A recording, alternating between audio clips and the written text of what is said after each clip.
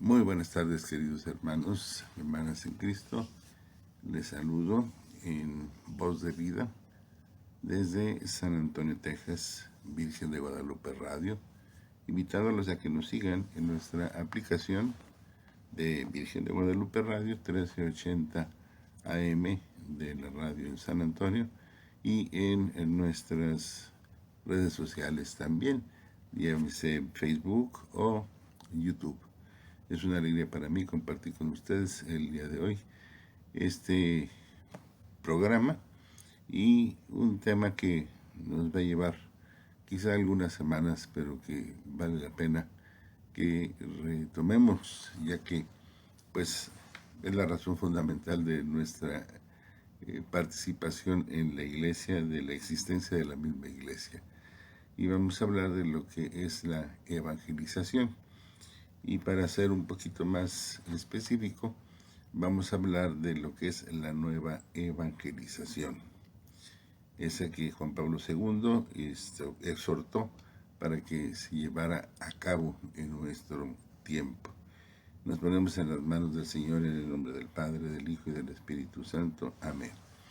Te alabamos, te bendecimos, te damos gracias, Señor, por esta oportunidad que nos das de compartir a través de este medio mensaje de salvación, mensaje de conversión, mensaje de perdón, de sanación, porque todo lo que viene de tu iglesia, de tu palabra, toca nuestros corazones, aquellos corazones que se abren a esta acción para que puedan experimentar toda esta misericordia que brota de ti, que brota de la cruz, tu cruz, Señor, y que por tu sangre derramada en esa cruz podemos alcanzar estos méritos que has logrado para nosotros. Nos ponemos en tus manos con la confianza de que tu Espíritu Santo nos estará guiando. Ven, Espíritu Santo, y pon tus palabras en nuestra boca, tu pensamiento en nuestro pensamiento, y que podamos actuar de acuerdo a la voluntad de Jesús. Por la intercesión de María Santísima y el Señor San José, en tus manos estamos y confiamos, Padre nuestro, que tú atiendes en nuestra voz y pones especial atención en aquello en lo que confiamos por tu Hijo Jesucristo, que contigo vive y reina y es Dios por los siglos de los siglos. Amén.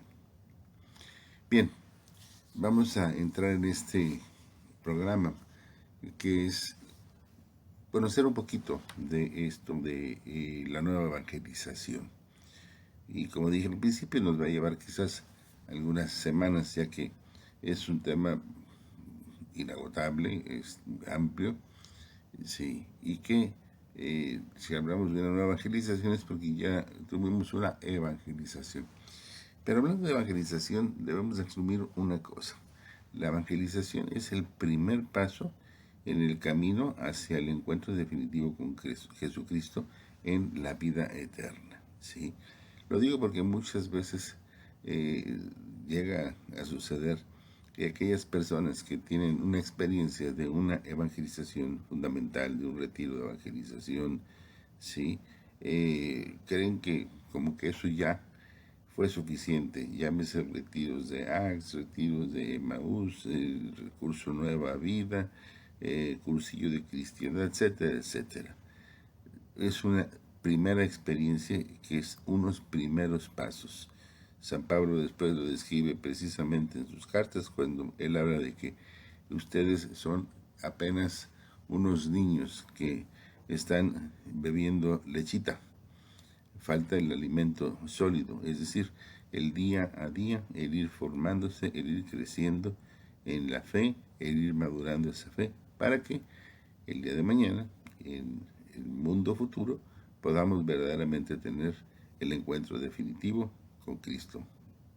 Bien, en el marco de la nueva evangelización hay que pensar en lo siguiente. Se requiere de una sencilla reflexión acerca de cómo llevarlo a cabo, cómo lograr sus objetivos.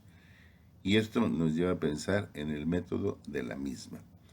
A la vez, es necesario hacerlo desde la perspectiva propia del sujeto de la nueva evangelización, es decir, el Espíritu. el Espíritu quien inspira la iglesia servidora en la misión. San Juan Pablo II, al referirse a la nueva evangelización, hablaba de nuevos métodos y expresiones. Por tanto, no se cierra nunca la posibilidad de variadas formas de pensarla, actuarla y ponerla en práctica. Una es la razón. No se puede encerrar la iniciativa y la creatividad del mismo espíritu. ¿Sí? No se puede encerrar la iniciativa y la creatividad que el mismo espíritu coloca en las mentes de los creyentes. Sin embargo, lo que quiero es ahora presentar en los siguientes minutos y las siguientes semanas, si Dios así lo permite, una propuesta donde el método muy empleado en la iglesia, sí, es el siguiente, partiendo de una revisión de vida. Es un método que se viene utilizando por años y años y años, el que se conoce como ver, juzgar y actuar. Ver, juzgar y actuar. Queremos pues ahora, quiero presentarlo alimentado por las razones que le originaron y con la metodología propuesta desde entonces, pero tratando de enriquecerlo con algunas propuestas presentadas ahora por el Papa Francisco, a quien solemos reconocer como ahora el ejecutor del Papa de la nueva evangelización. No nos cerramos ni nos oponemos entonces a otras formas metodológicas.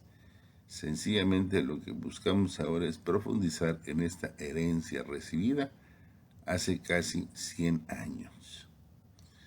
Sí, herencia que ha ejercido una notable influencia en los diversos ámbitos del quehacer teológico y del acontecer pastoral de nuestras iglesias en el mundo, y particularmente en América. Vamos a repasar en primer lugar el significado de nueva evangelización, para luego hacerlo con el significado y propuestas de la revisión de vida.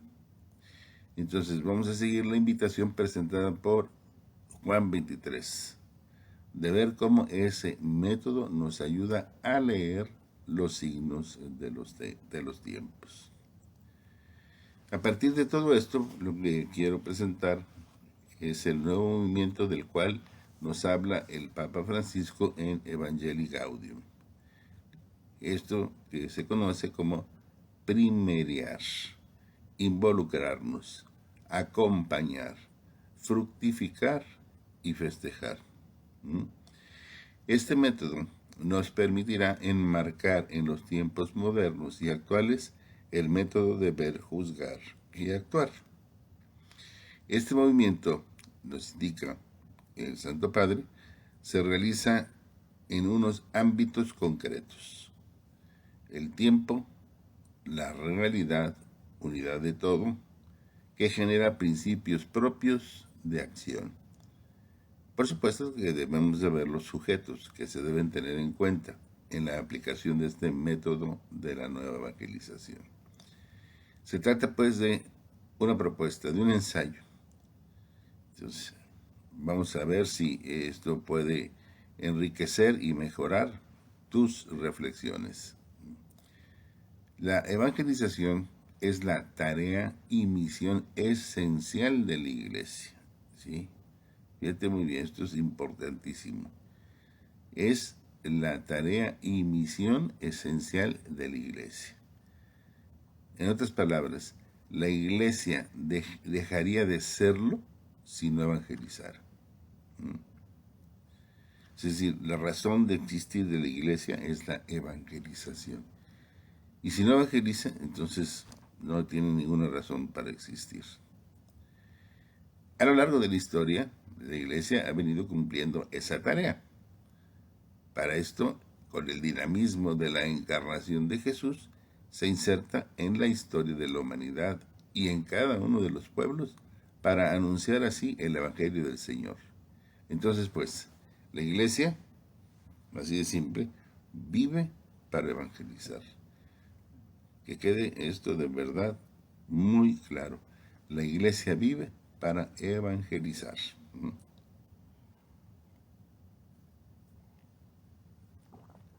A lo largo de la historia, con diversos métodos y formas de acción, la misma Iglesia ha ido adaptándose para rendir al 100 por 1 con esta misión. Y lo hace ciertamente con la luz del Espíritu Santo, porque el Espíritu Santo es el protagonista principal de la misión. En estos tiempos se habla de una nueva evangelización. Esto quiere decir que haya un cambio fundamental, esencial en la misión y en el contenido de la misma.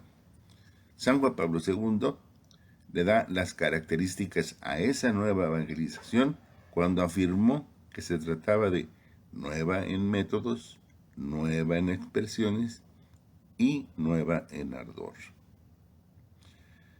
Sin embargo, podemos ver cómo el concepto de nueva evangelización se fue preparando en los últimos tiempos.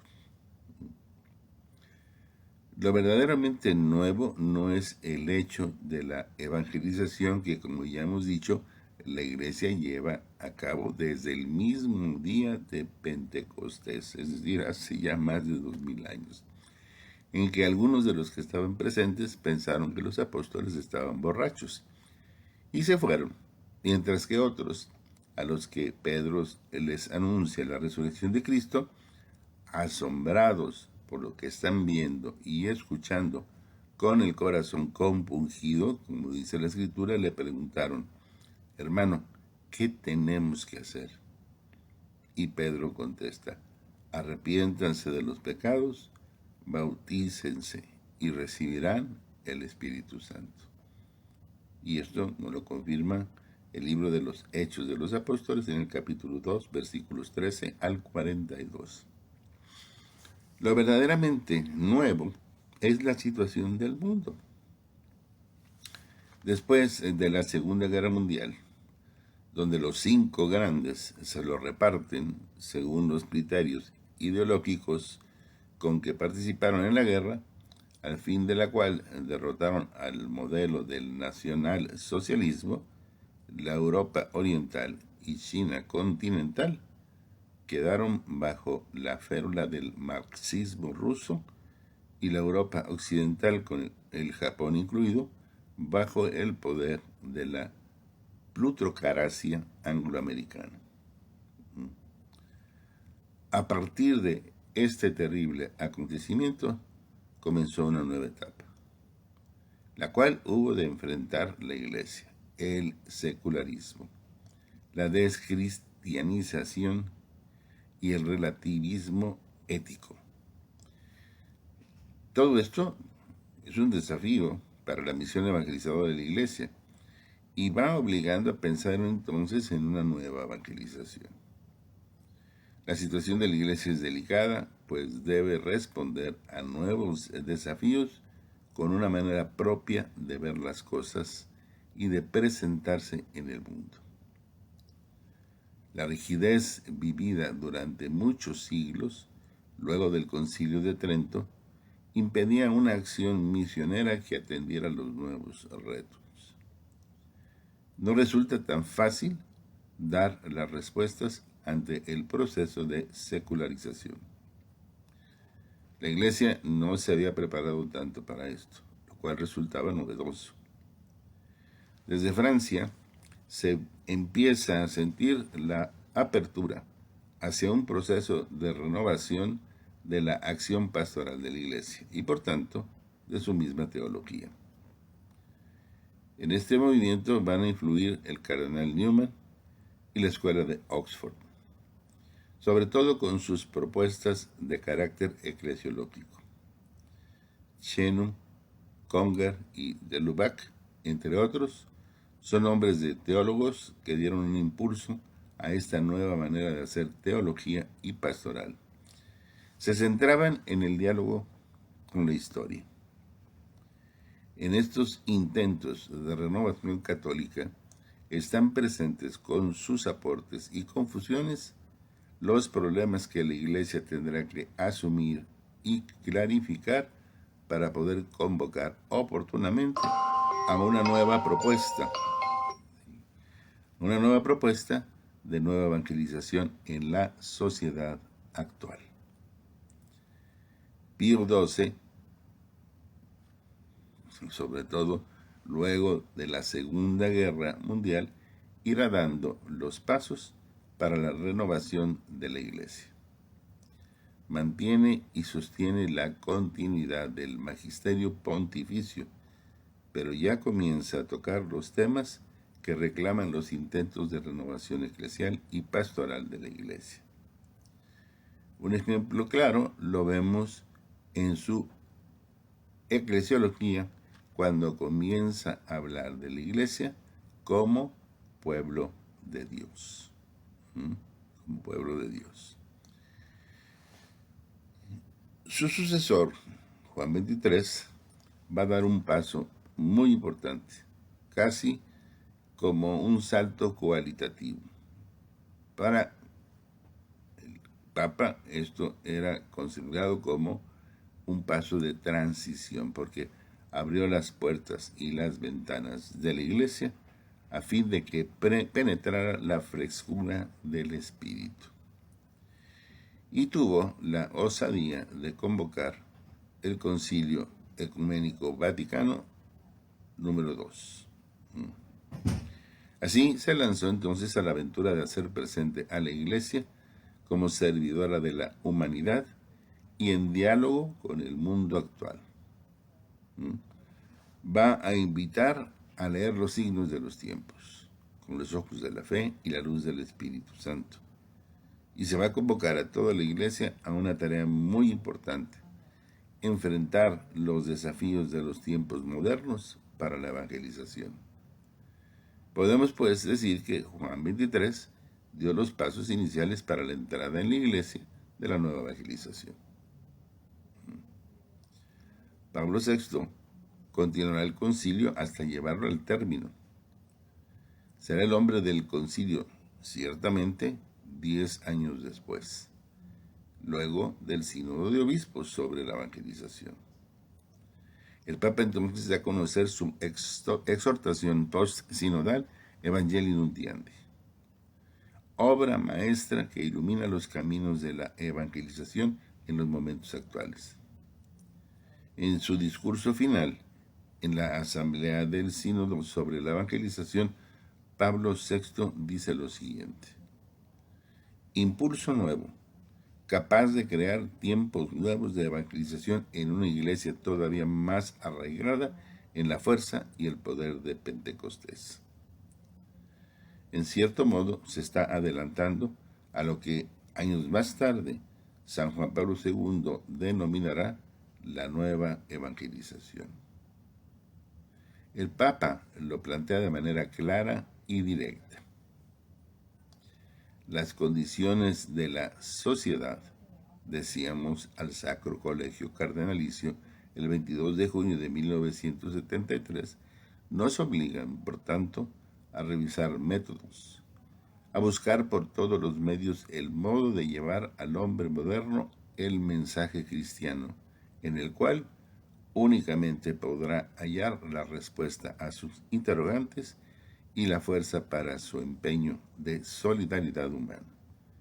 Y añadíamos que para dar una respuesta válida a las exigencias del concilio que nos están anunciando, necesitamos absolutamente ponernos en contacto con el patrimonio de la fe que la Iglesia tiene el deber de preservar en toda su pureza, y a la vez el deber de presentarlo a los hombres de nuestro tiempo con los medios a nuestro alcance de una manera comprensible y persuasiva.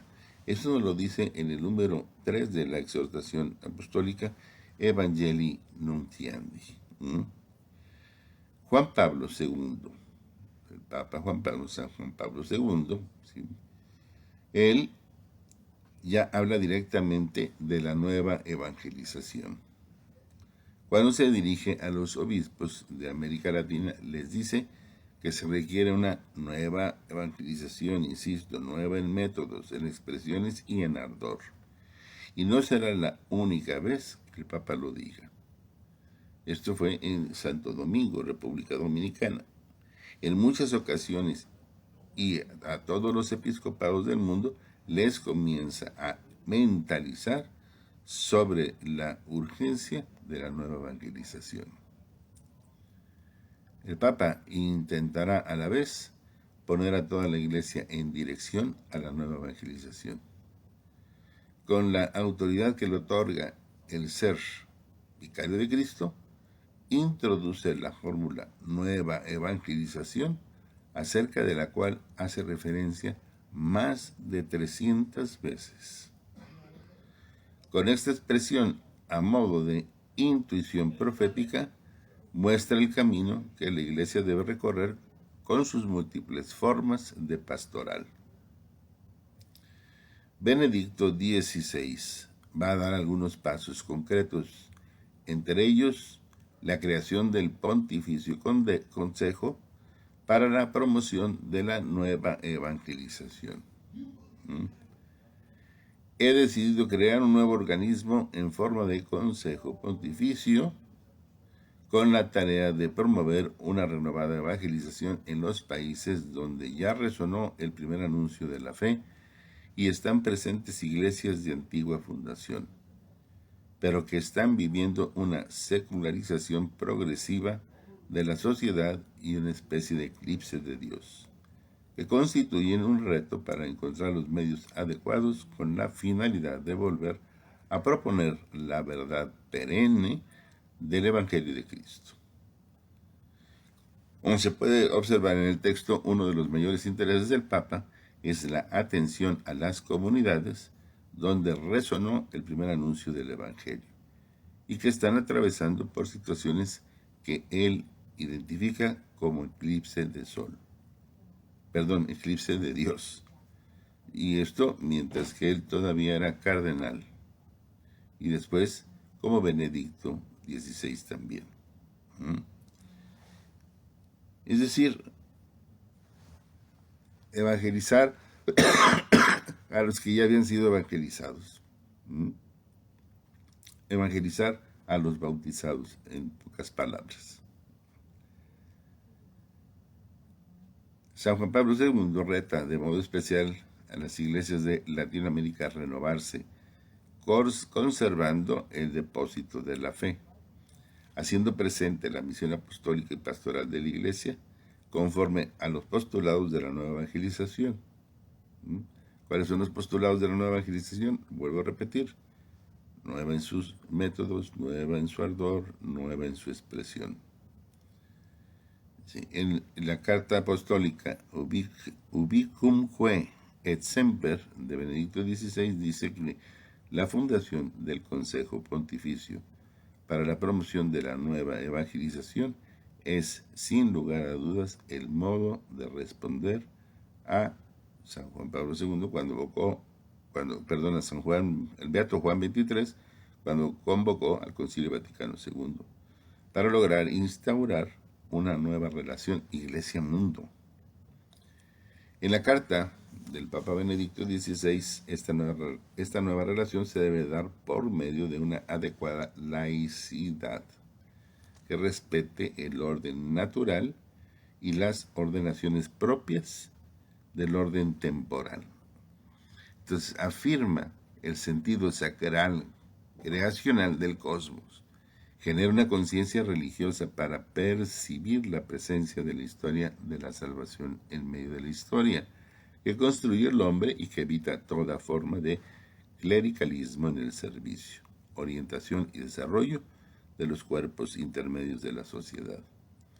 La laicidad, al afirmarse, rechaza tanto al clericalismo, que busca subordinar lo social y lo político a lo religioso. Sí. Nos presentó pues algunas ideas sobre la nueva evangelización. Ante la tarea permanente de la evangelización se requiere abrirse a las culturas y a los tiempos con sus exigencias. Aquí surge la necesidad de plantearla como nueva. Esta debe de ser capaz de hacerse escuchar y aceptar por un mundo alejado, que ha sido vencido por la secularización y que haga posible el diálogo Iglesia-Mundo. Con su llegada, el Papa Francisco La nueva evangelización adquiere un mayor impulso. Su estilo y sus enseñanzas nos van dando los lineamientos de la misma. Así nos lo deja ver en Evangelii Gaudium, especialmente en el número 11, donde nos dice: un anuncio renovado ofrece a los creyentes, también a los tibios o no practicantes, una nueva alegría en la fe y una fecundidad evangelizadora. En realidad, su centro y esencia es siempre el mismo. El Dios que manifestó su amor inmenso en Cristo, muerto y resucitado, Él hace a sus fieles siempre nuevos, aunque sean ancianos. Les renovará el vigor, subirán como con alas de águila, correrán sin fatigarse y andarán sin cansarse, como dice Isaías en el número 40, versículo 31. Cristo es, pues, el Evangelio eterno, anunciado en Apocalipsis. Es el mismo ayer, hoy y siempre, como nos lo dice la carta a los Hebreos. Pero su riqueza y su hermosura son inagotables. Él es siempre joven y fuente de constante novedad. La Iglesia no deja de asombrarse por la profundidad de la riqueza, de la sabiduría, del conocimiento de Dios, como nos lo dice la carta a los Romanos. Decía San Juan de la Cruz: esta espesura de sabiduría y ciencia de Dios es tan profunda e inmensa que aunque más el alma sepa de ella, siempre puede entrar más adentro. O bien, como afirmaba San Irineo, Cristo, en su venida, ha traído consigo toda novedad. Él siempre puede, con su novedad, renovar nuestra vida y nuestra comunidad. Y aunque atraviese épocas oscuras y debilidades eclesiales, la propuesta cristiana nunca envejece. Jesucristo también puede romper los esquemas aburridos en los cuales pretendemos encerrarlo, y nos sorprende con su constante creatividad divina. Cada vez que intentamos volver a la fuente y recuperar la frescura original del Evangelio, brotan nuevos caminos, métodos de expresión, métodos creativos, formas de expresión, signos más elocuentes, palabras cargadas de renovado significado para el mundo actual. En realidad, toda auténtica acción evangelizadora es siempre nueva. La evangelización no puede prescindir nunca de Jesucristo. En Él todo se renueva. Aunque pasen los tiempos, la evangelización será nueva porque nuevos son el tesoro y la fuente.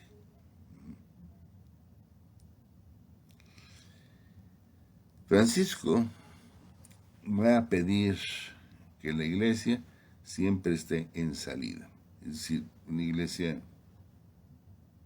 misionera, la va a llamar también así, una iglesia que vaya a todos, en especial a las periferias humanas. Ahí se encontrará con los alejados, los no creyentes y también con los seguidores de Jesús. Lo debe hacer con una conciencia de discipulado y de misión. Iglesia en salida, la denomina él.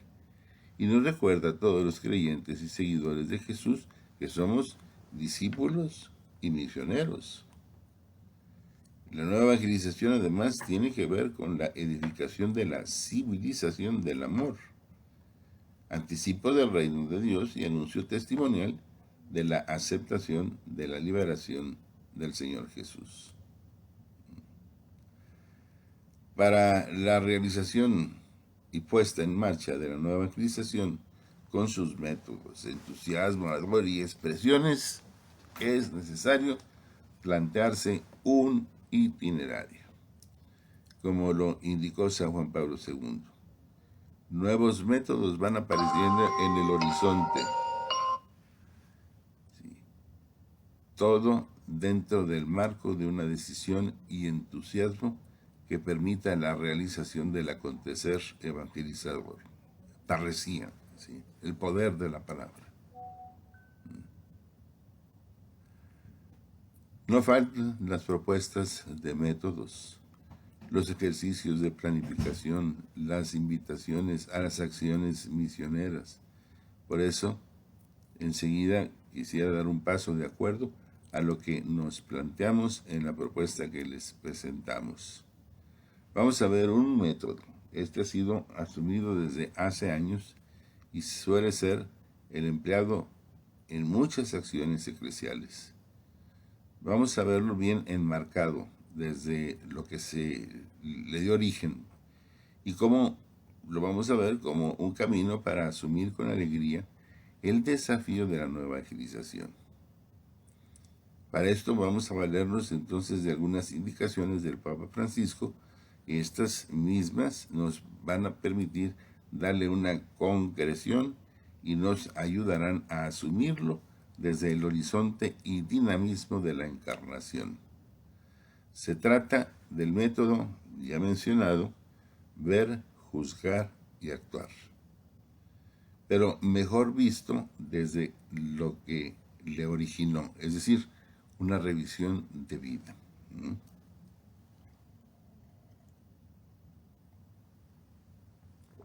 Vamos a ver, pues. No es extraño comprobar cómo en una inmensa cantidad de documentos de carácter teológico pastoral se va a emplear o se emplea este método, ver, juzgar y actuar. Sobre todo en América Latina. Esto es algo que se hace con mayor naturalidad dentro de la iglesia, especialmente como lo acabo de mencionar en América, en la iglesia latina. Yo recuerdo porque he estado bueno, estuve en el primer congreso de evangelización precisamente que se llevó a cabo en Roma. Estuve en un sínodo arquidiocesano en la ciudad de Guadalajara. He estado en lo que le llaman también, que viene siendo así como un sínodo parroquial, y el principio del trabajo parte de este método, ver, juzgar y actuar. Una propuesta que ha sido acogida y asumida de manera muy especial.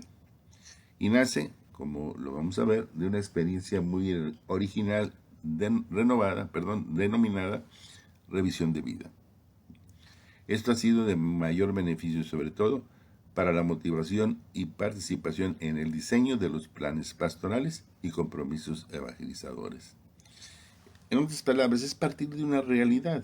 Esta revisión de vida nos permite eso, partir de una realidad. ¿Cuál es la situación que estamos viviendo en nuestra parroquia? ¿Cuál es la situación que estamos viviendo en nuestra arquidiócesis? ¿Cuál es la situación que estamos viviendo en el país? ¿Cuál es la situación que estamos viviendo en la Iglesia Universal? Como ahora que se está llevando a cabo, todavía no concluye, el sínodo de obispos, ¿verdad? A nivel universal. Ahora bien, hemos de reconocer que no es el único método de aproximación a la realidad o a la lectura de los signos de los tiempos. No se puede absolutizar un método, ¿sí? Precisamente por lo mismo, porque se trata de un método, es decir, una forma de emprender un camino. Pero aún así es necesario reconocer el impacto positivo de su empleo en nuestras comunidades.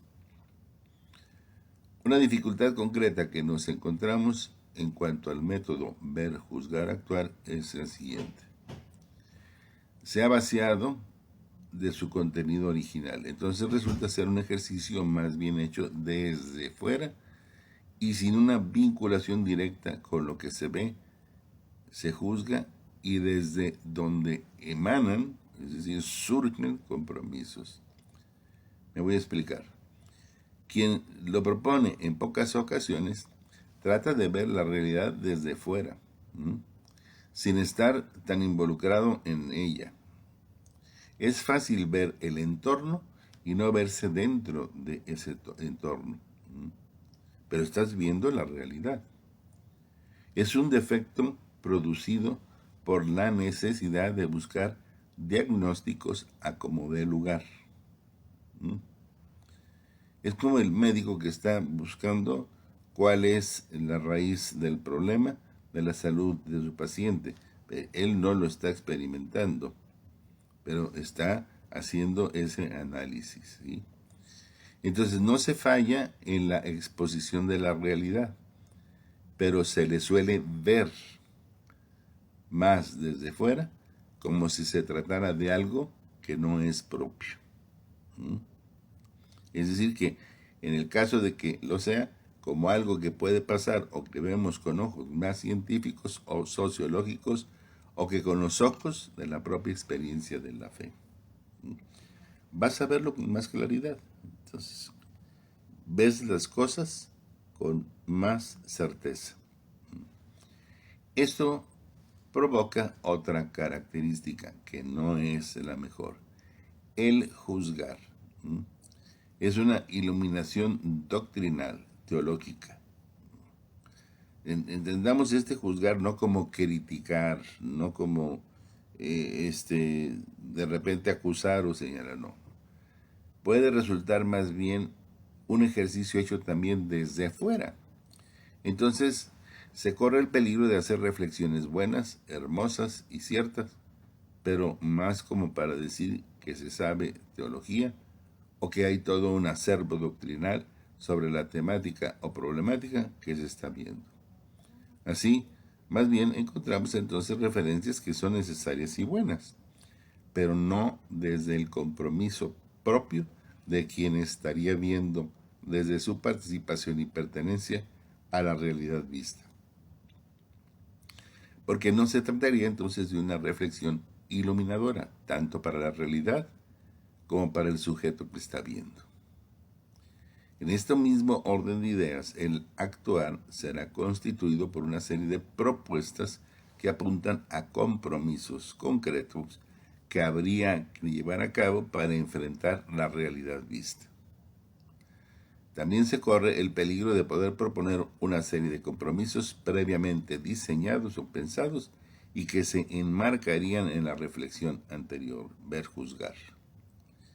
Más aún, existe otro riesgo: el armar todo el andamiaje anterior para justificar o enfatizar y asumir propuestas pastorales que, si bien son importantes y hasta necesarias, muchas veces no responden como el fruto del auténtico ver juzgar. Es pues un riesgo, es un camino fácil. Quizá hasta estamos acostumbrados a ello. Es la actitud más cómoda y fácil, ver siempre desde fuera, sin vernos nosotros inmersos en la realidad. Se trataría pues de leer los signos de los tiempos como si fueran simples noticias de un periódico o de una revista semanal.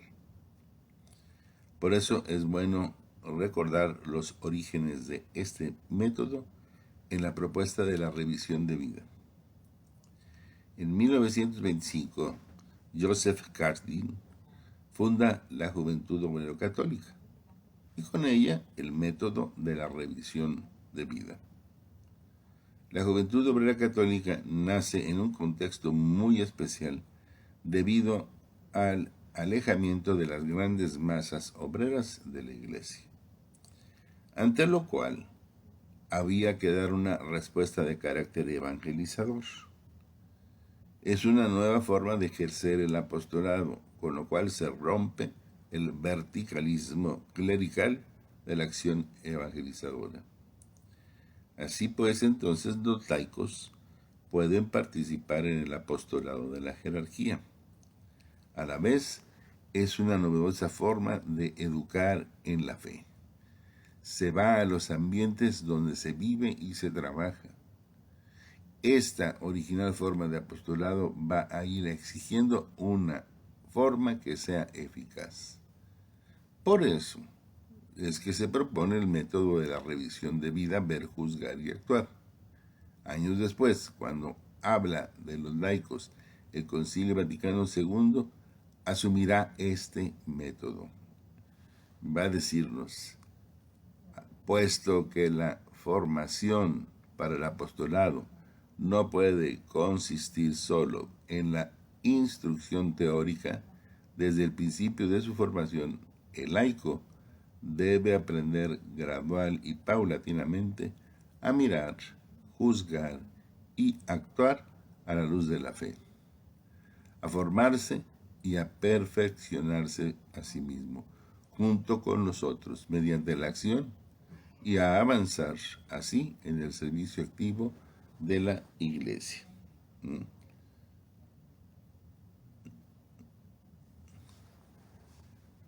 En todo caso, pues, siempre es necesario, conveniente, ir al sentido estrictamente originario de la revisión de vida, para que podamos desde ahí dar algunas orientaciones y sugerencias de cómo aplicar adecuadamente el método ver, juzgar y actuar.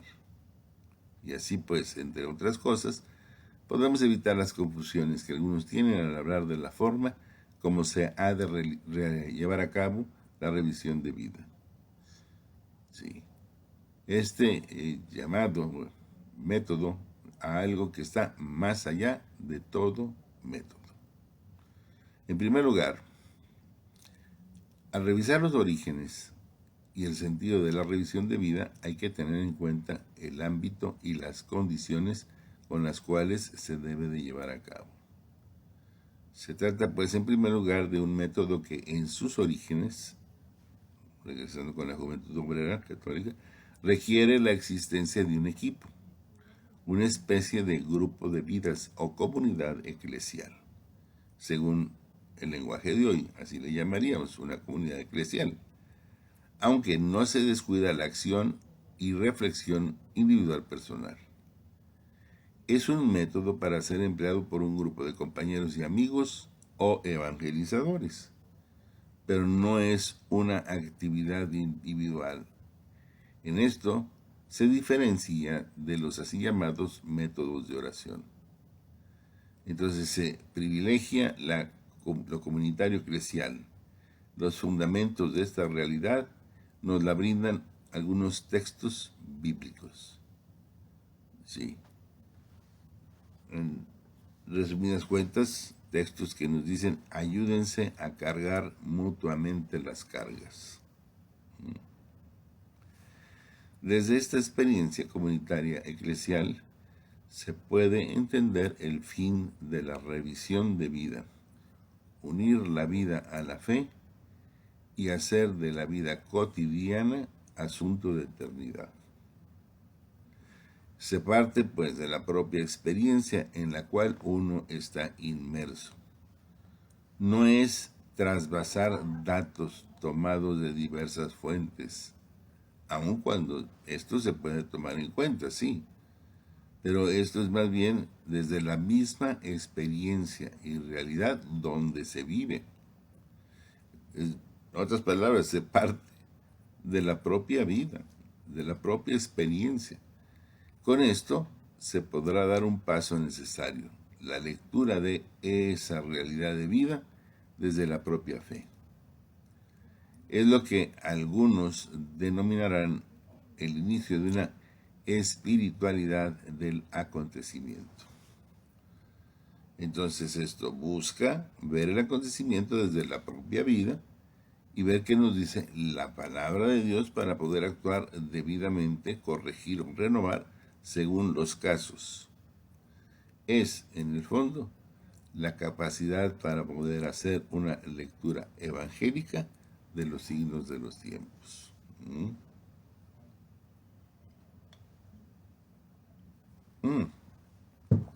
Y no todo queda ahí.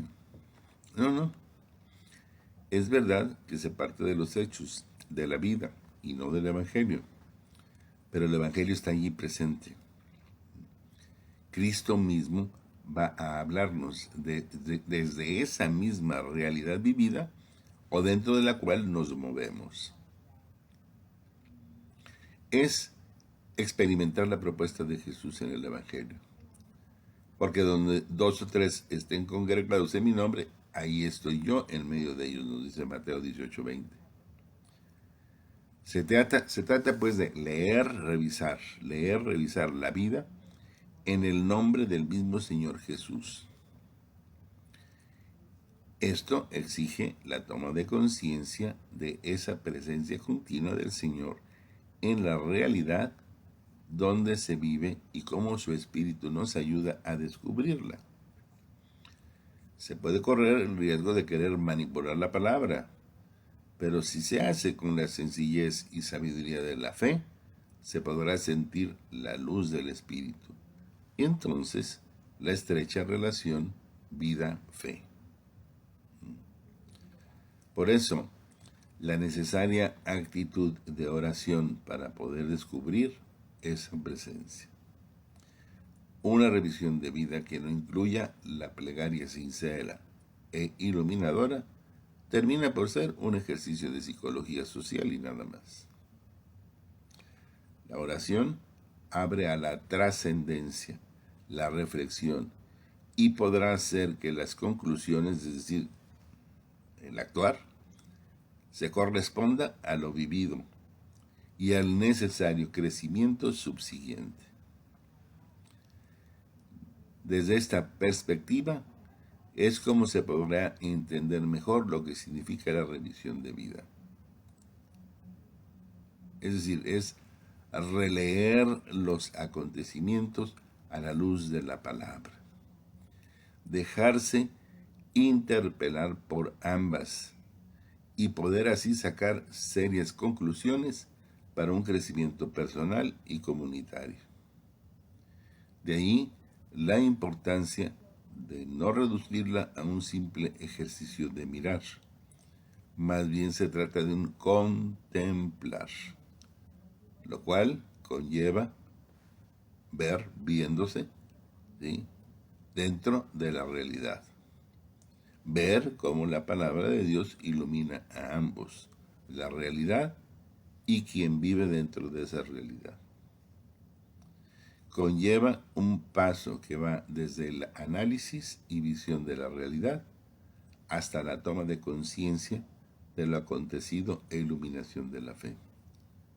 Por eso, sin lugar a dudas, se podrá desembocar en la acción y en un compromiso renovador o acción verdaderamente transformadora. Con la revisión de vida, se busca contemplar a Dios, manifestado en medio de nosotros, quien da a conocer su designio y proyecto de salvación en los acontecimientos que se viven, leídos a la luz del Evangelio.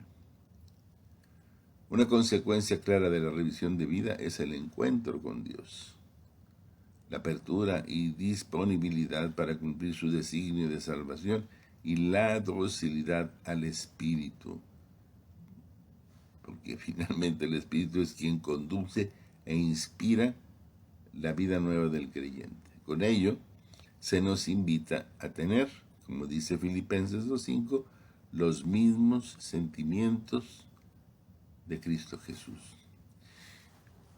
Y con esto se podrá entonces actuar en el nombre de Jesús. La revisión de vida posee un fundamento teológico. ¿Sí? Es experimentar nuevamente las consecuencias de la revelación de Dios en Jesucristo, como nos dice Dei Verbum 2. ¿Sí? Repito esto.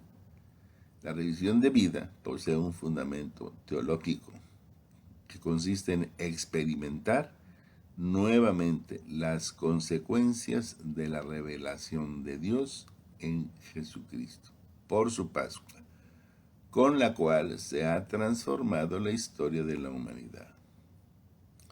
La Pascua termina por invitar a todo lo humano a abrirse a la salvación. Solo con la palabra de Dios podremos descubrir esto, pues nos ayuda a entender y descubrir el sentido profundo de la vida, de los acontecimientos donde estamos inmersos y cómo se debe caminar en la novedad de la vida, inaugurada por la Pascua y cuya meta es el encuentro definitivo con Dios Padre. Es lo que debe realizar y obtener la revisión de vida. De ahí que la revisión de vida no sea un mero ejercicio de elenco de situaciones o análisis fríos de la realidad, o llenarnos de datos importantes así más sin más. Se contempla desde la actitud del creyente y con la luz de la palabra de vida. La vida propia con todas sus características. ¿Cuáles son entonces los pasos de este método? Los conocemos como, ya lo he dicho, ver, juzgar y actuar. Ver, juzgar y actuar.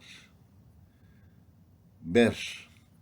Entonces, se presentan los hechos vividos o los acontecimientos marcantes en la vida del grupo. Se elige uno de ellos para ver cuáles son los aspectos que cuestionan, alientan, contradicen, etc. Su relación con la propia vida de los participantes, pero todo desde un horizonte de la fe. Una lectura creyente de los acontecimientos, es decir, se hace la pregunta acerca de lo que Dios nos quiere decir a través de ellos, a través de estos acontecimientos. Condición necesaria es la apertura de mente y de corazón y el no tener prejuicios o ideas preconcebidas. Juzgar. Leer entonces esos acontecimientos no con la actitud de juicio moral o de interpretación filosófica, política o sociológica. Es desarrollar la actitud de encuentro con Dios presente en los acontecimientos de la vida y la historia de los hombres. Leerlos desde la óptica de Jesús, desde su evangelio, podremos descubrir cómo juzga el mismo Jesús esa situación concreta. Esto nos permitirá ver incluso en las situaciones de pecado la acción salvífica de Jesús que constituye el designio amoroso del Padre Dios. El Evangelio entonces nos ofrece relatos y acontecimientos donde se nos muestra el proceder de Jesús, que es muy distinto al de los demás, e incluso al que esperaban sus propios discípulos. Juzgar conlleva el ejercicio de entrar en la mente de Jesús y su novedad para interpretar los acontecimientos. Así somos entonces juzgados e iluminados por el mismo Dios desde su voluntad de salvación. Juzgar, insisto, no significa condenar. Juzgar es interpretar la justicia salvífica de Dios en los acontecimientos. Y por último, actuar. Viene a ser entonces una consecuencia lógica de lo anterior. Dios ha manifestado perdón, amor, misericordia y salvación. Esto nos lleva entonces a concretar una acción para poder recibir los frutos del designio de Dios para la humanidad. En el fondo no es otra cosa, pues, sino la conversión, la cual se da en la misma realidad donde se vive y la que ha sido revisada e iluminada. Es una respuesta desde la fe, hecha realidad a través de las obras de caridad concretas. En los últimos tiempos se ha añadido a la revisión de vida como parte y síntesis de lo anterior la celebración del acontecimiento. Cristo, en medio de la comunidad, se celebra la salvación, liberación, en medio de la realidad donde se vive.